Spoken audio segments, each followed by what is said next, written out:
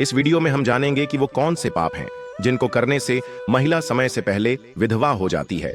सबसे पहले आप सभी भक्तों का हमारे चैनल आनंदधाम पाठ में हार्दिक अभिनंदन। इस प्रश्न को समझने के लिए आइए एक कथा सुनते हैं। ओम नमो भगवते वासुदेवाय नमः के साथ कथा आरंभ करते हैं।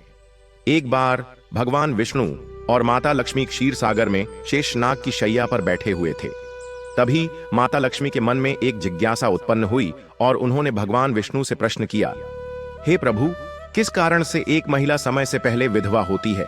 ऐसा वह कौन सा पाप है जो एक पतिव्रता नारी को भी विधवा बना डालता है?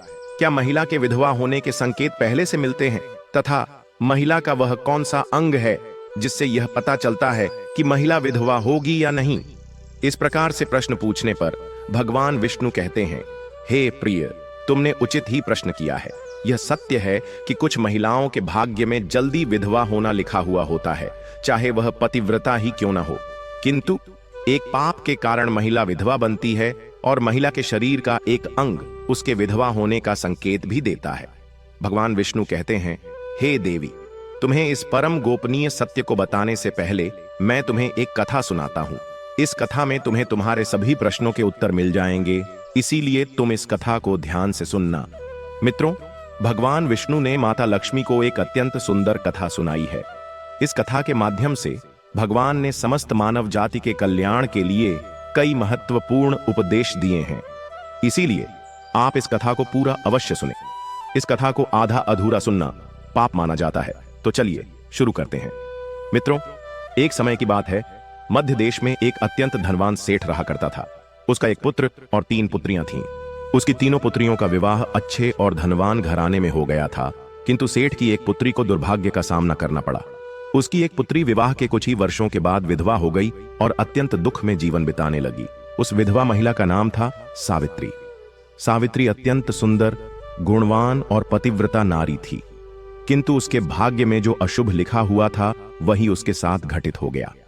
सावित्री के पति ने विवाह के समय केवल सावित्री का सुंदर रूप और उसके पिता की धन संपत्ति देखी थी। उसने और किसी बात पर ध्यान नहीं दिया, जिसका फल यह हुआ कि उसे भी जल्दी ही शरीर का त्याग करना पड़ा। बचपन से ही सावित्री के शरीर के अंगों पर उसके विधवा होने के लक्षण दिखाई दे रहे थे, लेकिन किसी ने उस पर ध्यान नहीं दिया था। सावित्री के पिछले जन्म के कर्मों के कारण उसे इस जन्म में विधवा होना पड़ा था। भगवान विष्णु कहते हैं, हे देवी, अब मैं तुम्हें सावित्री के पूर्व जन्म की कहानी सुनाता हूं, उसे तुम ध्यान से सुनो। सावित्री का पिछले जन्म में एक ब्राह्मण के घर पर जन्म हुआ था। उसका नाम था गायत्री। वह ब्राह्मण राजा को अत्यंत प्रिय था, जिस कारण से ब्राह्मण का घर धन धान्य से भरा हुआ था। उसके पास बहुत सारी धन संपत्ति थी, जिससे ब्राह्मण बहुत ही उन्मत्त और गर्विष्ठ बन गया था। वह ब्राह्मण अपनी पुत्री गायत्री से बहुत प्रेम करता था, क्योंकि वह उसकी एकलौती पुत्री थी।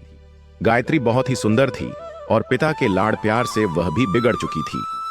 उसके पिता उसकी हर इच्छा को पूर्ण करते थे। उसे कभी किसी चीज की कमी नहीं पड़ी।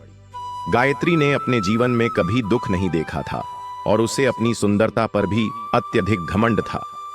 फिर जब गायत्री जवान हुई तो उसके पिता ने उसका विवाह करने की सोची, लेकिन उसकी एक शर्त थी कि जो भी गायत्री से विवाह करेगा वह उसके साथ उसके पिता के घर में रहेगा, अर्थात घर जमाई बनकर रहेगा। ब्राह्मण ने अपने सभी रिश्तेदारों को यह बात बता दी और चारों तरफ यह बात फैल गई। कई विद्वान और ज्ञानी पंडित गायत्री के घर पर उसे देखने के लिए आ गए, लेकिन गायत्री ने किसी को भी पसंद नहीं किया। गायत्री ने कई विद्वान ब्राह्मणों को अपमानित करके घर से बाहर निकाल दिया।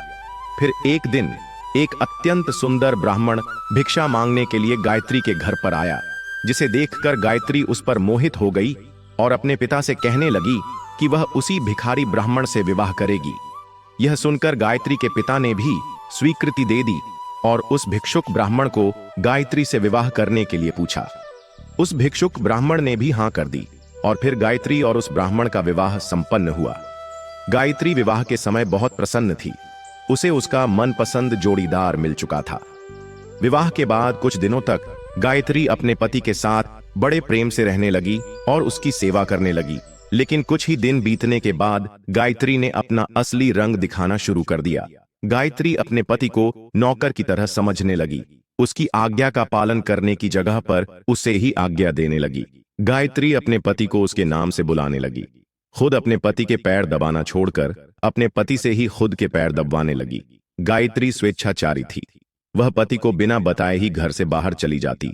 कभी पति की कोई बात नहीं मानती थी। पति से पहले ही भोजन करती थी।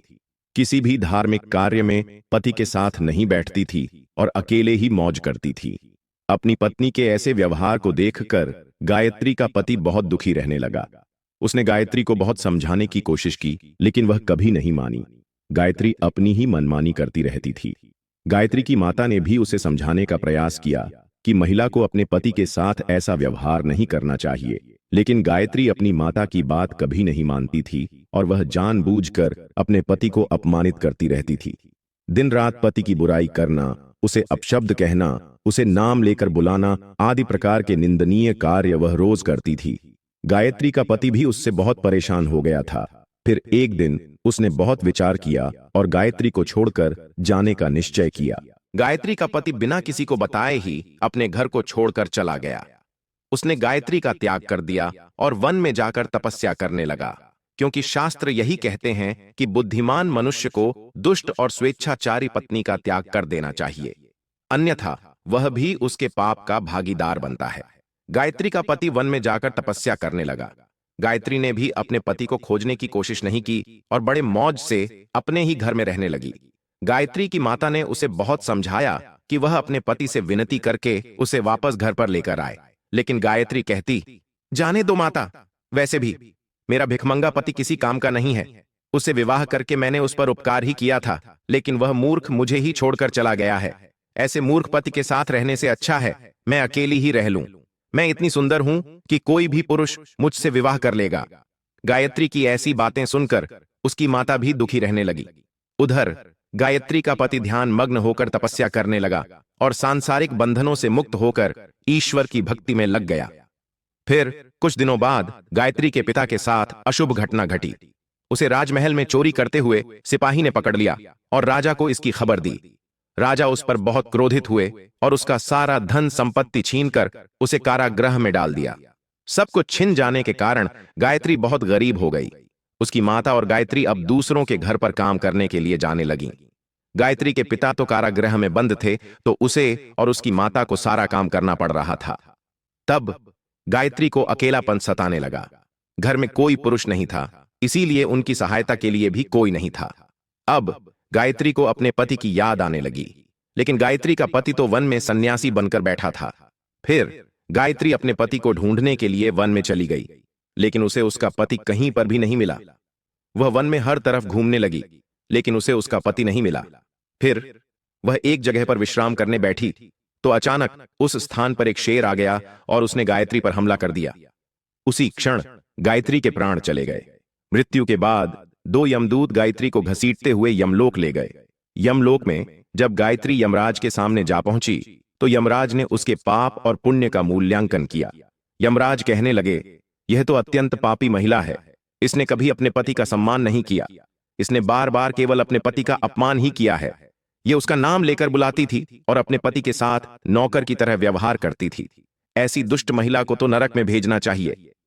फिर गायत्री नरक में चली गई।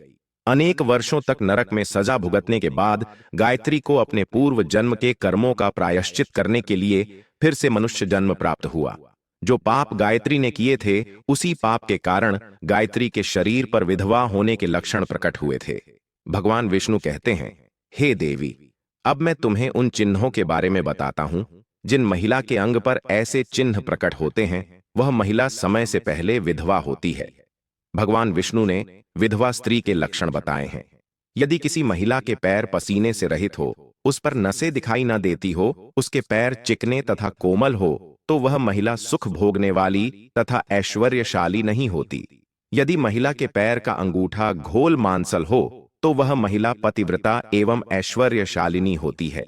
यदि महिला के पैर के अंगूठे पर नसें दिखाई देती हो, तो वह दुर्भाग्य से युक्त व्यभिचारिणी होती है। बहुत छोटे अंगूठे वाली महिला क्लेश करने वाली और दुख भोगने वाली होती है। अंगूठा यदि छपता हो, तो वह महिला गर्भधारण क्षमता में दुर्बल होती है। यदि किसी महिला के पैर की तर्जनी उंगली अंगूठे से भी बड़ी हो, तो वह स्वच्छंद कामचारिणी अर्थात अनेक पुरुषों से संबंध बनाने वाली होती है। यदि किसी महिला के पैर की उंगलियां परस्पर मिली हुई हो, एक दूसरे के नजदीक हो, उंगलियां गोल एवं सीधी हो और नाखून पतले एवं छोटे हों, तो वह ऐश्वर्यशालिनी होती है और ससुराल में सुख भोगती है। अब मैं विधवा महिला के पैर के लक्षण बताता हूं। यदि किसी महिला के पैर का अंगूठा बहुत बड़ा हो और आगे से गोल हो, उसके नाखून टेढ़े मेढ़े हो, अंगूठे पर नसें दिखाई देती हो, तो उस महिला के विधवा होने के योग्य बनते हैं। यदि महिलाओं की एड़ियां बहुत बड़ी हों, तो वह मृत्यु पर्यंत दुख भोगने वाली होती है, और यदि महिला के पैर मांस रहित हो, तो ससुराल के भाग्य को नष्ट कर देती है। यदि किसी महिला के पैर की अनामिका उंगली बाकी उंगलियों की तुलना में बहुत छोटी हो, तो वह कलह करने वाली और घर के वातावरण को असहनीय बना देने वाली होती है।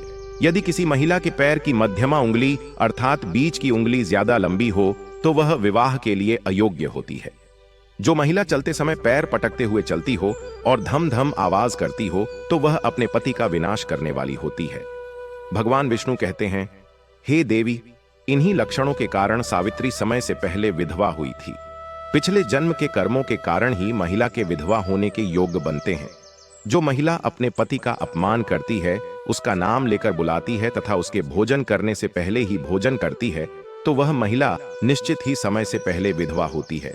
एक पतिव्रता महिला कभी पति का अपमान नहीं करती, कभी उसे नाम लेकर नहीं बुलाती और सदैव पति से एकनिष्ठ रहकर उसकी इच्छा के अनुसार चलती है। उस महिला की कभी दुर्गति नहीं होती और वह मृत्यु के पश्चात मेरे लोक को प्राप्त करती है।